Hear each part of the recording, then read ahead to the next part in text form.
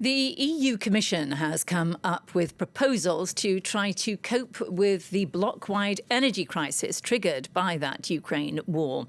This ahead of a summit at the end of the week where EU leaders will try to reach some agreement. Well, we're joined now from Brussels by our correspondent, Dave Keating, for more on this. Dave, what are the ideas then under discussion? What's on the table?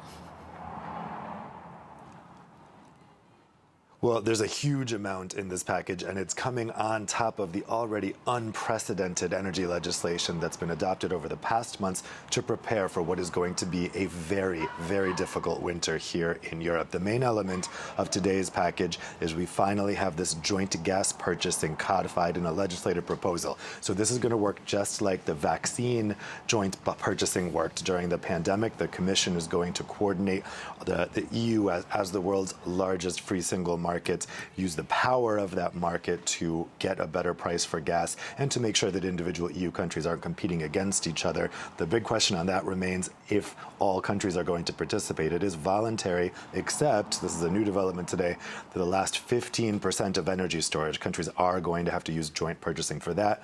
Commission President Ursula von der Leyen said today that's because that's been the most difficult to purchase and it's leading to the biggest competition between member states. The other elements here is the creation of a new pricing benchmark for liquefied natural gas. Right now, all gas is purchased based on the TTF out of the Netherlands. That's based on pipeline gas. But the EU is now transitioning away from Russian pipeline gas over to liquefied natural gas by ship from countries like the United States.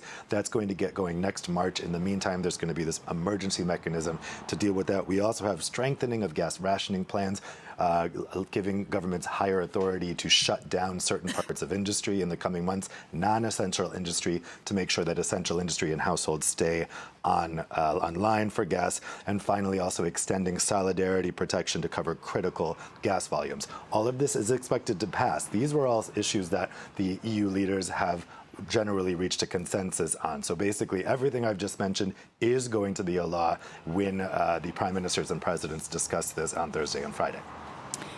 And you have not mentioned the highly awkward question of gas price caps. Exactly. That is what is missing from this package today. That is something that 15 EU countries have been asking for the Commission to propose over and over. We're in a kind of cat and mouse game here. The Commission says, no, we won't propose it until you 27 member states, reach a consensus on this. There's a lot of countries, and the Commission itself, have concerns that this idea to set a cap on the price that the EU countries are willing to pay for imports of gas, that would actually backfire, that you'd put the EU at a disadvantageous position globally because the gas would go to countries that are willing to pay more, like Japan, say, and actually you'll exacerbate the energy supply crisis that Europe is experiencing. So instead, the Commission's come forward with this menu of options that the prime ministers and presidents are going to look at.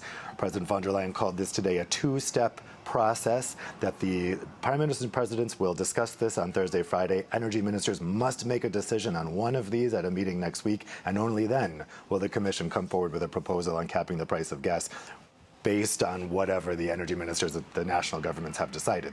The problem is the national governments can't come to an agreement on this, and the Commission won't act until they come to an agreement.